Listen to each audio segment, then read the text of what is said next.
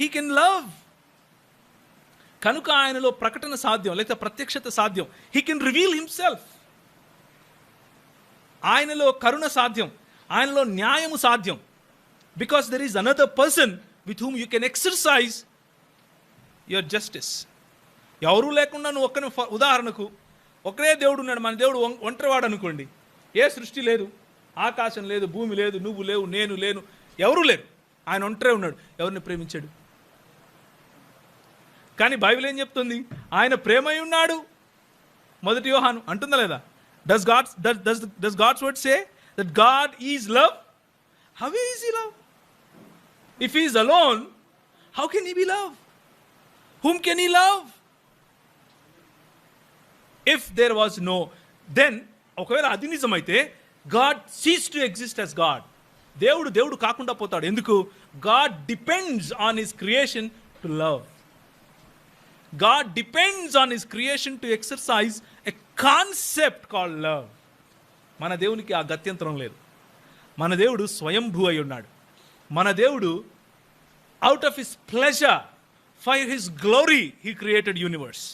ఆయన తన చిత్తము చొప్పున తన ఆనందం కోసం సృష్టిని సృష్టించాడు. అంతేకాని నాట్ అవుట్ ఆఫ్ కంపల్షన్.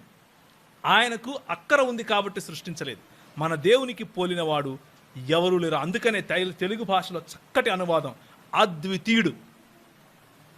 అద్వితీయుడు అంటే ఆయనకు సమానమైన వాడు ఇంకొకడు లేడు, ఆయన వంటి వాడు ఇంకొకడు లేడు, ఆయనను పోలిన వాడు ఇంకొకడు లేడు. వేల్పులలో నీకు సముడెవరు అని ఎవరు పాట పాడుతున్నారు? మోషే పాట పాడుతారు. వేల్పులలో నీకు సముడెవరయా? ఎవరైనా ఉన్నారా? నీకంటే గొప్ప దేవుడు ఎవరైనా ఉన్నారా అని ఎందుకు చెప్తున్నాడు తెలుసా? ఇందుకు మన దేవుని పోలిన దేవుడు ఇంకొక దేవుడు లేడు. వారి పుస్తకాలలో ఉన్నటువంటి దేవుడు వారు దేవునిగా అంగీకరిస్తే మనకు ఇబ్బంది లేదు.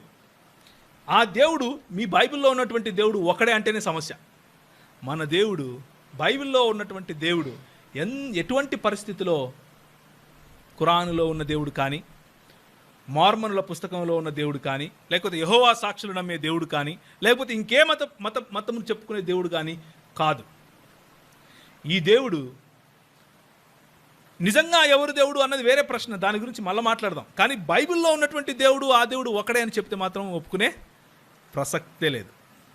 హల్లెలూయా, హల్లెలూయా. సో తండ్రి రొమ్మును ఆనుకొని ఉన్న కుమారుని గురించి మాట్లాడదాం ఇప్పుడు. అర్థమవుతుందా? ఆ దేవుడు ఈ దేవుడు కాదు. మొట్టమొదటి మాట అయిపోయింది. దేవునిలో దెర్ ఇస్ నో కంపారిజన్. వారు చెప్పేటటువంటి